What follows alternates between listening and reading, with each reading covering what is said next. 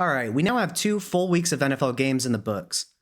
This past week after week 1, we took a look at a couple of ambiguous or troubling backfields. We took a look at their snap shares, rush shares, and target shares.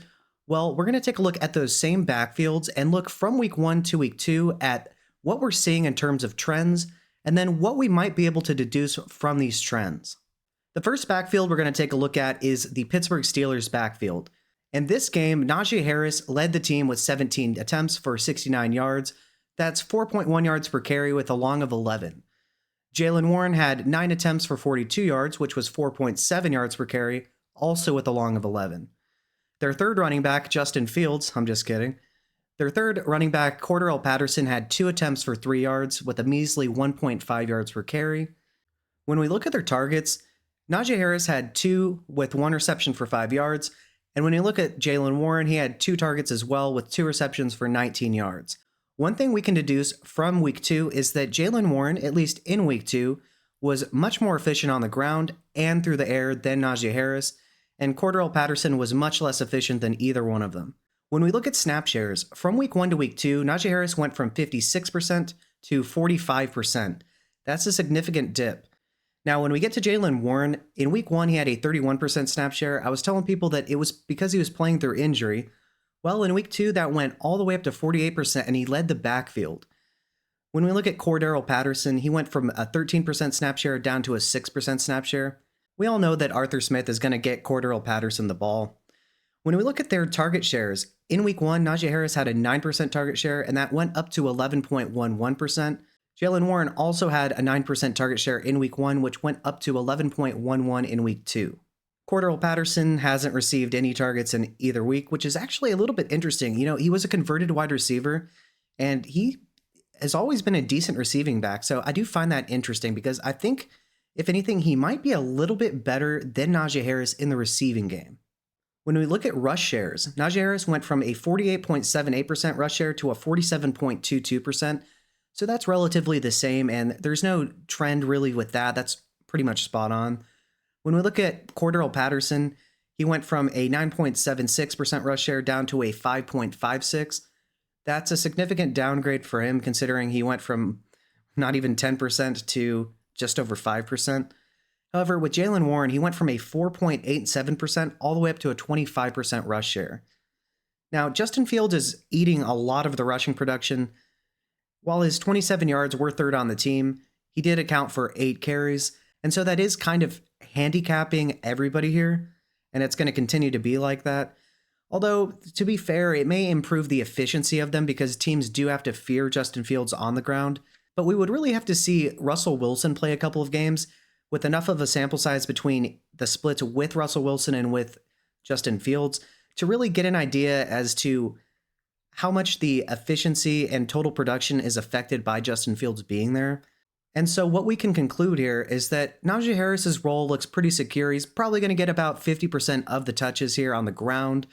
And when it comes to the receiving game, at least through 2 weeks, it looks like he's going to be right on par with Jaylen Warren. And with Jaylen Warren, it looks like he's going to receive probably around a quarter to a third of the carries, with Justin Fields vulturing a lot of those.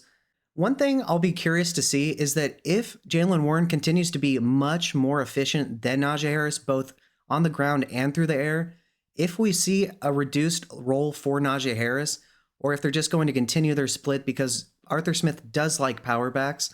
So we'll have to stay tuned in on that. Moving on to the Bengals backfield, Zach Moss led the team with 12 attempts for 34 yards with a long of 8. Chase Brown had 4 attempts for 31 yards with a long of 12. And Joe Burrow doesn't really count for this. And it's interesting to see that Chase Brown was a lot more efficient, and it wasn't with one long run, as his long of 12 isn't even half of his total rushing yards, and he only had 4 attempts. So that efficiency might not continue, but that will be something to pay attention to. Now, through the air, Chase Brown didn't receive any targets. It was Zach Moss, who also only had 1, and it was 1 for 13 yards. So in this game, the backs really were not used in the passing game whatsoever. It may just have been the opponent that they were facing and the matchup with the Chiefs. Not really sure, but that could be at play here. Looking at snap shares, In week 1, Zach Moss was at 65%. Well, he bumped that all the way up to 80% this week. Then when you look at Chase Brown, he went from a 33% snap share all the way down to 20%. That's a significant downgrade. It was already looking bad for him in week 1 because I think most people expected this to be a, roughly 50-50 split with probably most of the receiving work going to Chase Brown, but then a lot more of the rushing work going to Zach Moss. Well, it just looks like pretty much everything is going to Zach Moss. I mean, when we look at their target shares, in week 1, Zach Moss had a 13.79% target share. That did go down to 2.94, but the thing to look at here is Chase Brown had a 10.34% target share in week 1, and that went down to nothing in week 2. All right, so what can we conclude here? It looks as though Zach Moss is going to be the featured back. It's still only 2 games, so maybe with another game or potentially 2, so we have 4 in the books, about a quarter of the season, we would have a little bit better of a sample size. But in a game in which they were clearly losing against the Patriots, Zach Moss was on the field almost 2/3 of the time. And then in a tightly contested game versus the Chiefs, he was on the field 80% of the time. With those 2 factors here at play, I don't like that for Chase Brown. I think if you're an owner of Chase Brown, your best bet is a Zach Moss injury and also that they don't just fill his role with somebody else. And if you're a Zach Moss owner, you got to be pretty happy because it looks as though you have the preferred back out of this backfield. Moving on to the Jacksonville Jaguars, the leader in this game was Travis Etienne, who had 13 attempts for 52 yards, averaging 4.0 yards per carry with a touchdown. He had a long of 20 yards. The second running back was Dearness Johnson. That's because during a kickoff return, Tank Bigsby got hurt. So Dearness Johnson ended up with 5 attempts for 26 yards. Now that was 5.2 yards per carry with a long of 9, which means that he was just consistently good. When we look at the receiving game here, Travis Etienne led the backfield with 4 targets, and no other running back was targeted in the passing game. That is a trend that we've seen from week 1 to week 2. But first, let's look at their snap shares. In week 1, Dearness Johnson didn't play at all. Travis Etienne had a 70% snap share, and Tank Bigsby had a 32% snap share. When we look at their target share, Travis Etienne had a 10.53 in week 1. Tank Bigsby didn't have any targets. And when we look at their rush shares, Etienne and Bigsby both had a 46.15% rush share. When we look at week 2, like I said, Tank Bigsby was hurt during a kickoff return, so he wasn't in play here. Well, Travis Etienne bumped it up from a 70 to a 72% in terms of his snap share, while Dearness Johnson had a 28% snap share. That's opposed to the 32% snap share that Tank Bigsby had. So what it appears to be is that it looks like no matter who the backup is, they're probably getting around 30% of the snaps, and Etienne's getting right around 70%, if at least the first 2 weeks are any indication of what we'll see in the future. When we look at the target share, in week 2, Etienne was the only running back who had any targets, and he had a 14.81% target share. So the trend through 2 weeks is that Etienne is the receiving back, as no other running back has gotten a target in 2 weeks. When we look at the rush share, in week 1, Etienne split it evenly with Tank Bigsby, and Bigsby was admittedly a lot more efficient than Etienne was, and so was Dearness Johnson for that matter. But nonetheless, Etienne's rush share went from 46.15% all the way up to 61.90%. That is notable.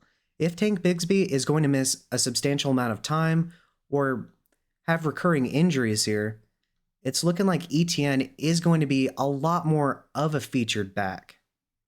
All right, if you like what you've seen so far and want to see more content like this, feel free to like and subscribe. It lets me know that you want to see more content like this in the future. I plan on doing these videos weekly so we can keep track of ambiguous or interesting backfields. Moving on to the Miami Dolphins. In week 2 against the Bills, A-Chain finished with 22 attempts for 96 yards on 4.4 yards per carry with a long of 17. The only other running back to finish with a carry was Jalen Wright, who finished with 5 attempts for 4 yards, averaging 0.8 yards per carry.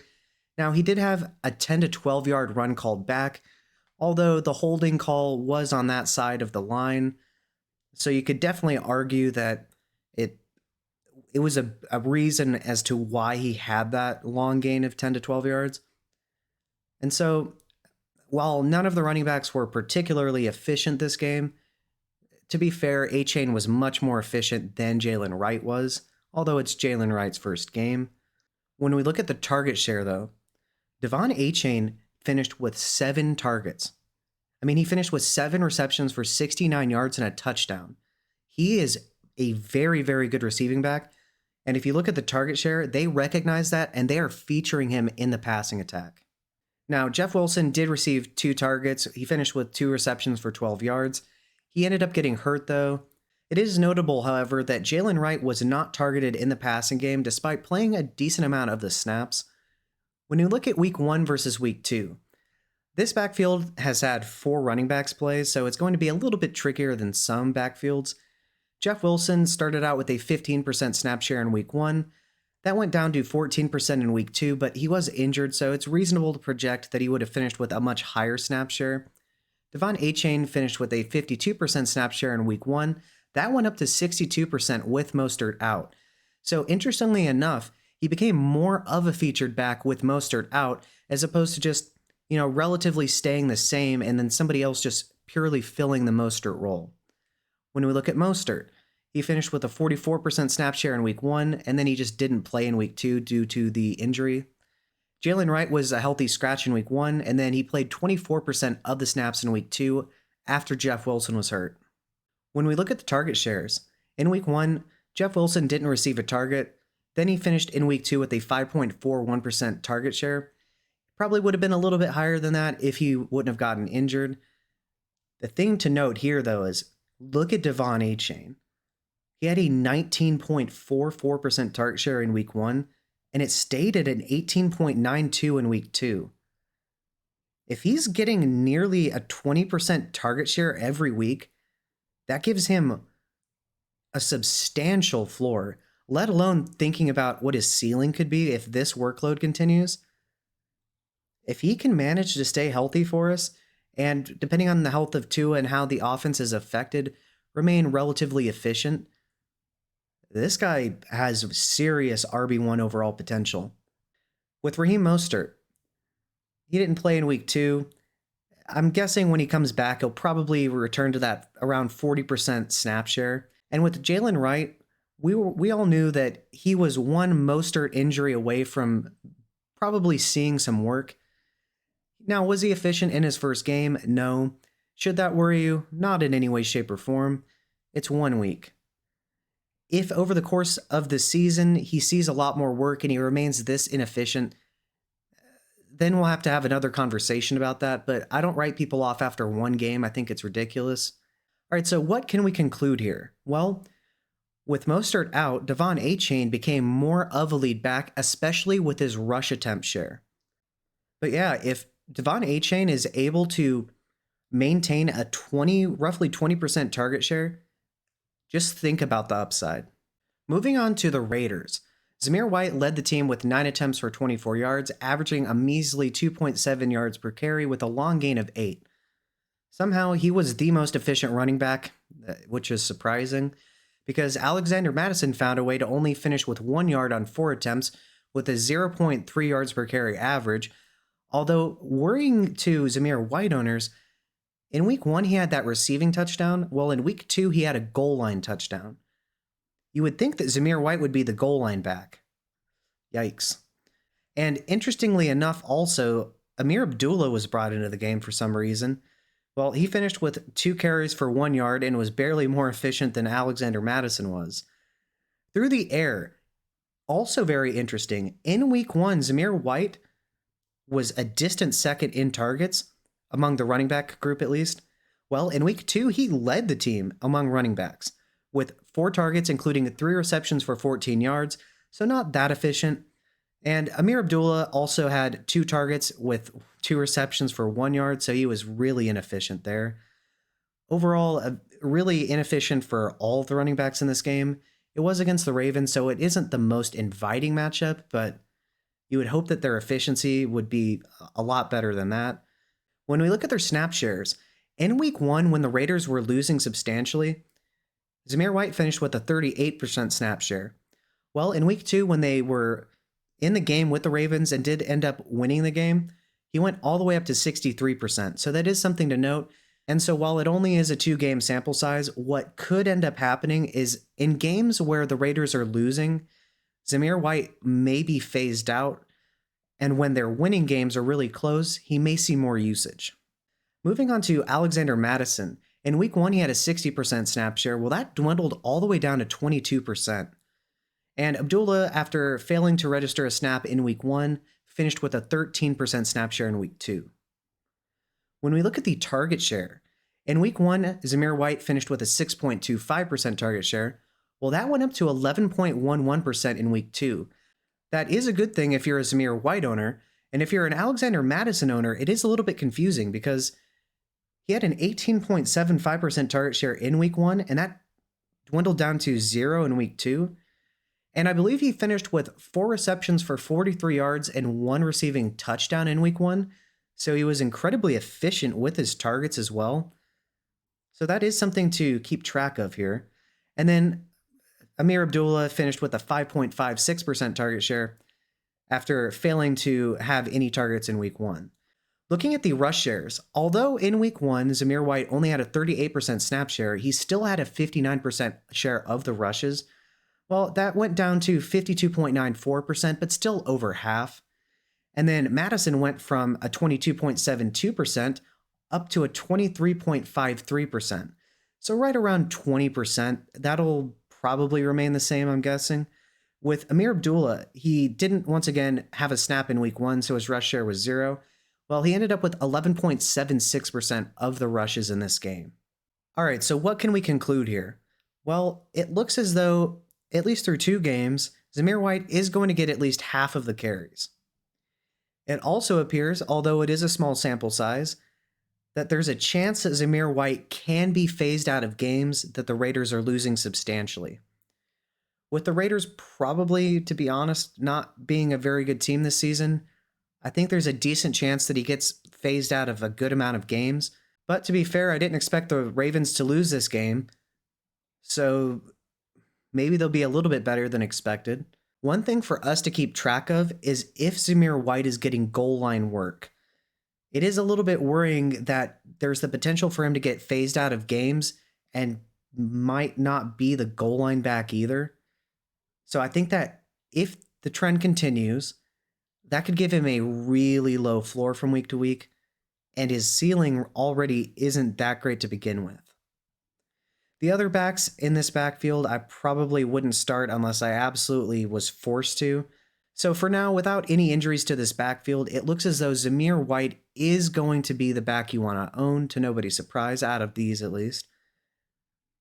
But he is kind of a low floor, low ceiling type of running back as well. All right, let's take a look at the Buccaneers backfield. Well, the most efficient running back was Baker Mayfield. Seriously though, Bucky Irving was a lot more efficient than Rachaad White for a second straight week, although this game neither one of them was efficient.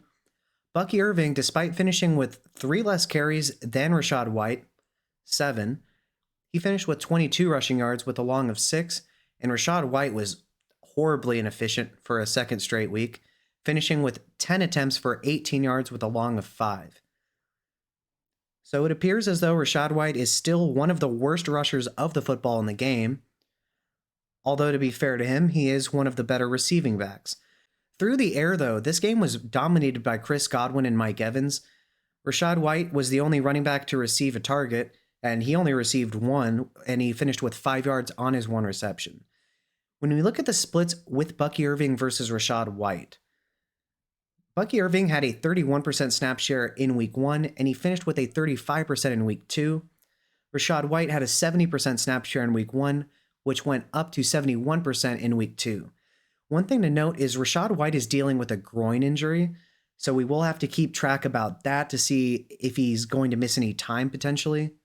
And now, while the groin injury is reportedly minor, there is always the opportunity for him to re-injure himself or make the injury worse, so that is something to monitor here.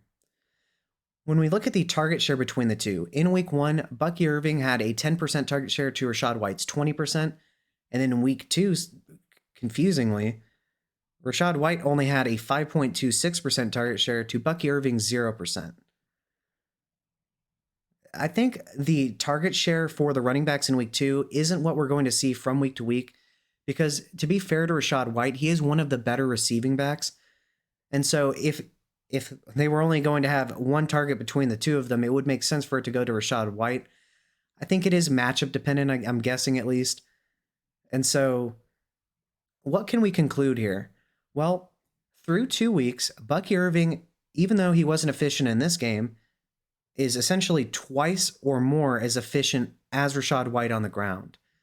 I think what we're going to see here is Bucky Irving working his way up to a 50-50 timeshare and potentially a 60-40 timeshare on the ground if he continues this trend.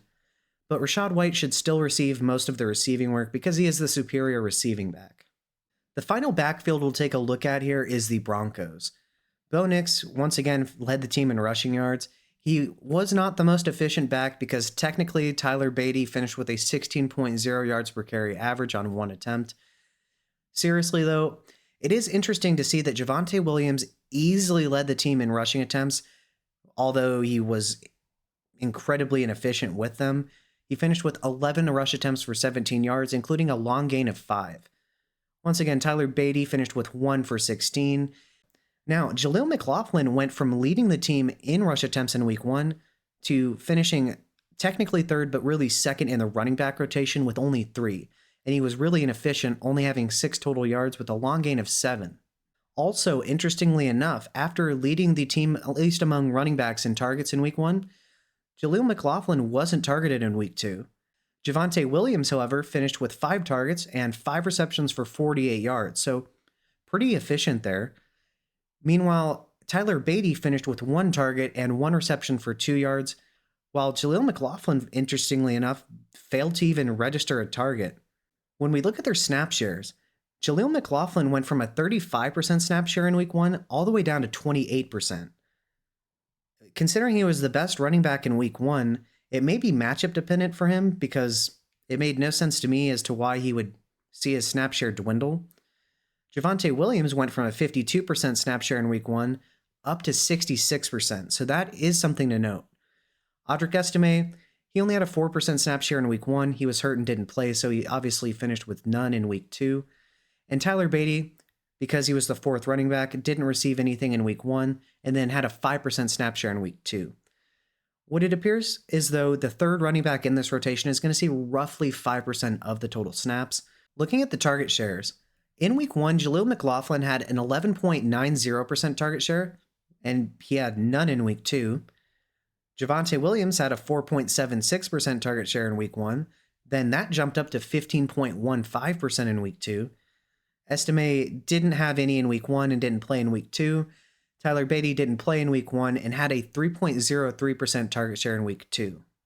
It's really hard to ascertain anything from weeks 1 to 2 here, except maybe that the running backs in general are going to have around a 15 to 18% target share in total. Other than that, it's pretty hard to figure out much of anything of importance with this backfield. And so that is what we saw from week 1 to week 2 in terms of ambiguous or interesting backfields. I think the most interesting switch up was the Broncos backfield after Jaleel McLaughlin led the team in both rush share and target share to then be 2nd in total rush share and not even receive a target. That seems pretty strange to me.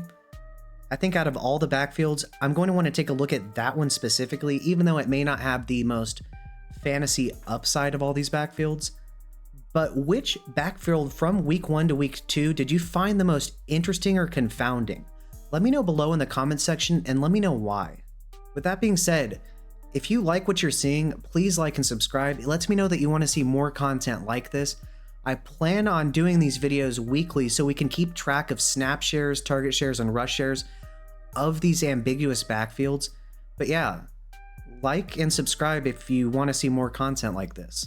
With that being said, I'm the Fantasy Football Strategist. Thank you and have a good day.